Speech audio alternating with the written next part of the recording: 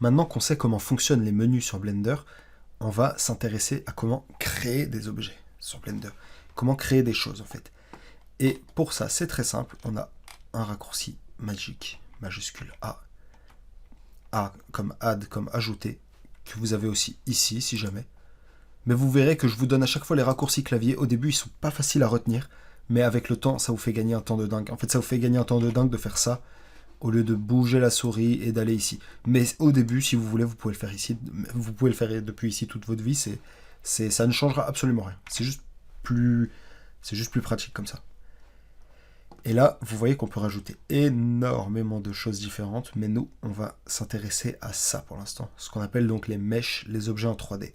Et vous voyez qu'il y en a plusieurs types différents. Il y a des planes. Je vous montrerai comment bouger juste après, vous inquiétez pas.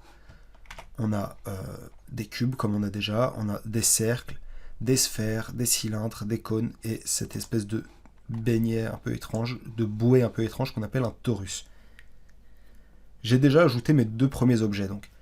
Et là maintenant, si au contraire je veux supprimer un objet, j'ai juste à par exemple cliquer dessus et faire delete. Ou alors vous voyez qu'il m'indique le raccourci juste à côté quand je clique dessus. Vous voyez qu'à chaque fois qu'il me donne le raccourci clavier. Et donc là je vais le faire avec le raccourci X et oui. Et s'il y a autant de types d'objets différents, c'est pour une raison qui est très simple, c'est que ça peut nous faire gagner énormément de temps de partir de la bonne forme. Je vous donne un exemple très simple. Si vous voulez construire une balle de foot, faire une balle de foot en 3D par exemple, est-ce que ça va être plus simple d'utiliser une sphère ou d'utiliser un cône? Et à l'inverse, si vous voulez faire un poteau de signalisation, vous voyez ces espèces de cônes orange, bah on va plus utiliser un cône justement comme le nom l'indique qu'une sphère. Et donc en fait le choix de l'objet de base peut vous faire gagner énormément de temps sur la modélisation de votre objet final. La modélisation d'un objet, on y reviendra juste après, mais voilà, c'est quelque chose qui est important à savoir et ça s'acquiert avec l'expérience. Vous verrez que plus vous pratiquerez, plus à l'instinct vous saurez quel objet utiliser pour faire quoi. C'est le cube généralement permet de faire beaucoup de choses déjà lui-même, mais je vous ai donné l'exemple d'une balle de foot. Une balle de foot c'est quand même beaucoup plus simple avec une sphère qu'avec un cube. On me fera pas dire le contraire. Et mais vous verrez, voilà, ça s'acquiert avec l'expérience, mais c'est une bonne chose quand on veut modéliser un objet de réfléchir sur quelle forme de base j'utilise. Et si je parle de forme de base, c'est parce que sur Blender, on a deux types de modifications. On a ce qu'on appelle le mode objet, c'est celui dans lequel on est, ici qui nous permet d'interagir avec l'objet en entier et de le choisir, de cliquer dessus, de le sélectionner. Et une fois qu'on est dedans, on a le mode édition qui nous permet de venir modifier individuellement chacun de ses points, chacune de ses faces ou chacune de ses arêtes. Le mode édition, on le voit au prochain cours. Pour l'instant, on va se contenter du mode objet parce qu'il nous faut apprendre la base de la base. Et la base de la base, tout simplement, c'est par exemple comment est-ce que, une fois que j'ai un objet, comment est-ce que je veux le bouger. Parce que là, c'est sympa, ils sont toujours au milieu. Mais si je veux qu'ils soient un petit peu plus loin, j'aurais envie de le bouger, cet objet. Et tout simplement, j'appuie sur G. Et la touche G me permet de le bouger. Et là, vous allez me dire, c'est bien, mais c'est pas très précis. On sait même pas là où il est, on sait même pas où il va, etc. Si on veut bouger plus précisément, qu'est-ce qu'on peut faire? Eh bien, en fait, on peut rester appuyé sur X, Y ou Z. Et vous voyez que c'est les mêmes X, Y et Z qui sont ici. En fait, c'est ce qu'on appelle les axes.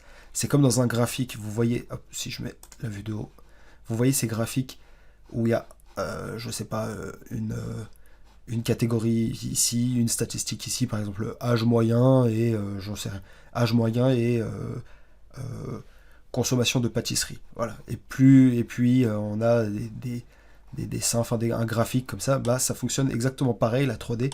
On dessine en fait pas sur deux axes, mais trois axes. Et c'est comme ça qu'on va créer du volume. C'est en fait on fait des graphiques gigantesques, si vous voulez, sur trois axes. Et nos trois axes, ils sont ici. Y, le vert, X, le rouge, et Z, qui n'est pas affiché dans cette vue-là, mais qu'il sera. Voilà. Z, il l'est ici, si on est dans une vue orthographique de côté. Mais bon, en fait, quand on a deux axes, on n'a pas besoin du troisième.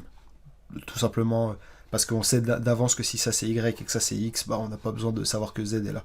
Même si on peut quand même l'afficher, c'est ici, si je dis pas de bêtises, voilà. Moi je l'affiche jamais, mais vous pouvez le faire, si vous voulez, il est ici dans ce menu-là. Et donc, on peut bouger en appuyant sur G, et puis en sélectionnant, voilà, en sélectionnant la direction dans laquelle on veut aller.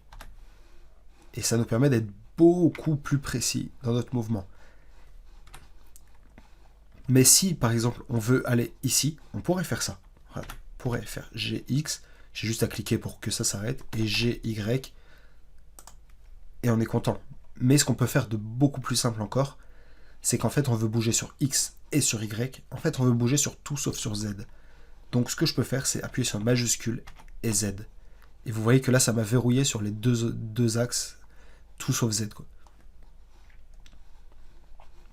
Et vous voyez d'ailleurs un petit truc, c'est qu'en même temps que je bouge, vous voyez que ma souris elle réapparaît en haut. Dans Blender, la souris, quand on est par exemple dans un mode de transformation d'un objet ou autre, la souris n'a aucune limite, c'est-à-dire que je peux vraiment faire ça pendant des années-lumière si je veux. Là mon objet il doit être à 50 km de nous, donc je vais juste le ramener en appuyant sur l'échappe pour annuler. Et je recommence pour le mettre au milieu. Et je pourrais être encore plus précis en fait, si par exemple je sais que je veux bouger sur l'axe Y de 3, par exemple, j'appuie sur Y, GY, pardon, et là, si je sais que je veux bouger de 3 cases, attention, c'est pas des mètres, c'est des unités, on y reviendra plus tard, pour l'instant ça n'a aucune importance, mais sachez que c'est pas forcément des mètres, c'est selon ce qu'on choisit dans les paramètres. Mais ne vous occupez pas de ça pour l'instant. Et là, j'appuie sur 3, et vous voyez que j'ai bougé de 3. Si je mets la vue du dessus. J'étais un petit peu décalé au début, donc ça m'a un petit peu décalé, mais le cœur y est. Et là, si par exemple je veux bouger sur Y de 5, 1, 2, 3, 4, 5. Parfait. On est dans quelque chose qui est voilà, déjà beaucoup plus précis.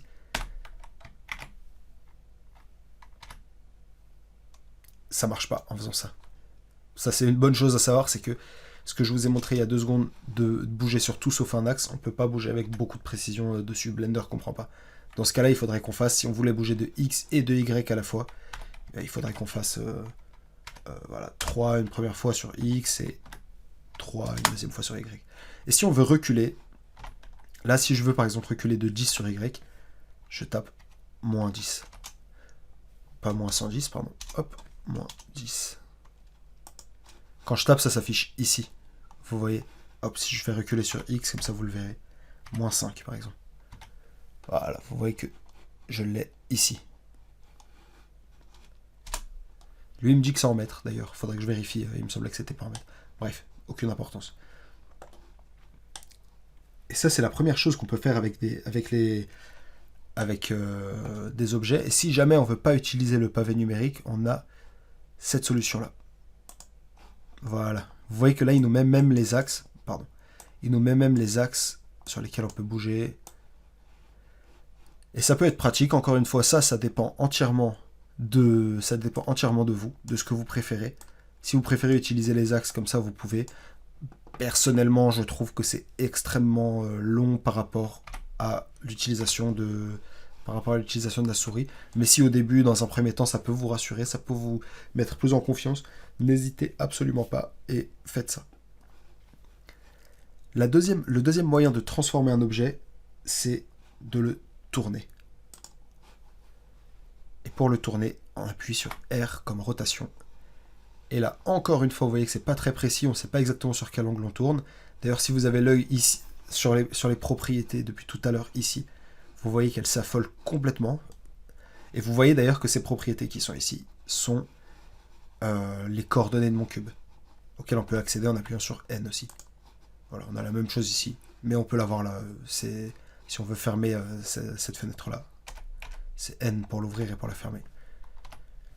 Et donc, vous voyez que voilà, ça s'affole dans tous les sens. Et si je veux tourner sur un axe précisément, c'est exactement le même système que tout à l'heure. J'appuie sur l'axe sur lequel je veux tourner. Et ça me permet de tourner beaucoup plus précisément.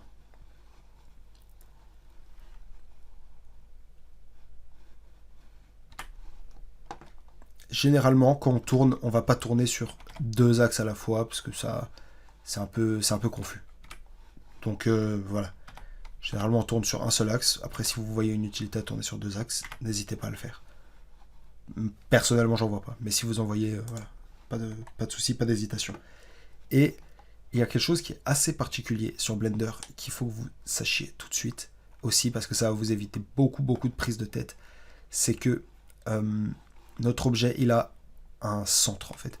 Vous voyez l'objet, le centre ici, c'est le petit point jaune.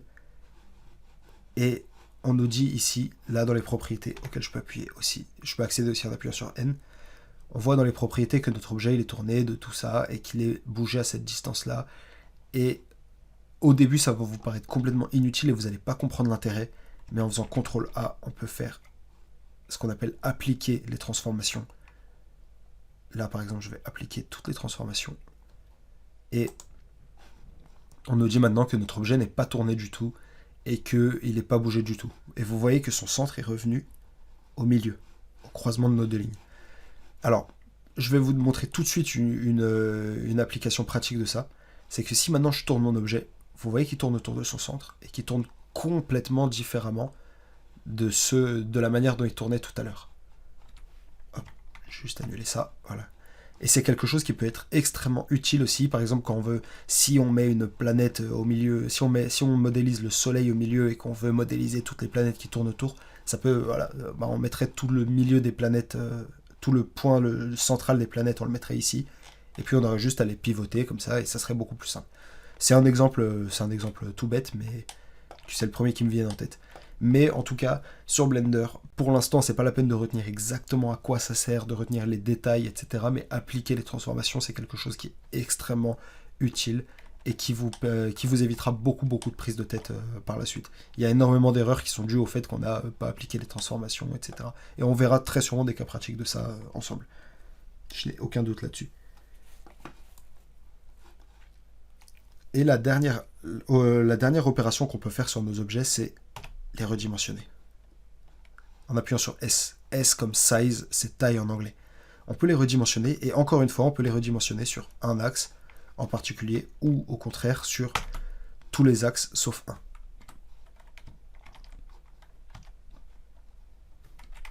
Oups. Voilà.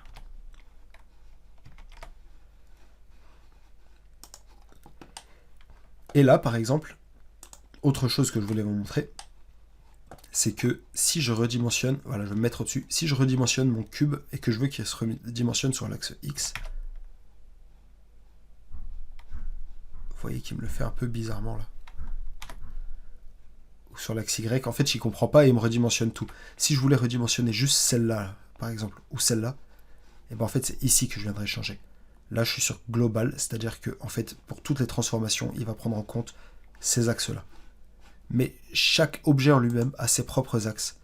Et on peut y accéder ici, en passant sur Local. Et cette fois-ci, si je redimensionne X, vous voyez que ça n'a absolument rien à voir. Ça peut être extrêmement pratique de passer de l'un à l'autre. N'oubliez jamais, voilà, que chaque objet a ses propres axes à l'intérieur et que le monde en lui-même a un axe, a 3 axes, que chaque objet a aussi ses 3 axes. Et passer de l'un à l'autre peut vous être extrêmement utile. Vous voyez qu'il y en a plein d'autres d'ailleurs, mais pour l'instant on va se contenter de global et local. Et alors là maintenant vous savez ajouter des objets, vous savez les redimensionner, les bouger, vous savez les tourner, vous savez faire déjà beaucoup de choses, et donc on va venir à notre premier petit exercice qui sera celui de fabriquer une chaise. Alors on va pas prendre une chaise extrêmement compliquée, faites une chaise très simple, une chaise très basique. Je vous laisse un petit peu de temps pour le faire. Enfin, mettez cette vidéo en pause en fait, et puis dans la suivante, on abordera la correction et je vous montrerai ensemble quelques petites astuces en plus pour faire les choses le mieux possible. Voilà, à vous de jouer maintenant.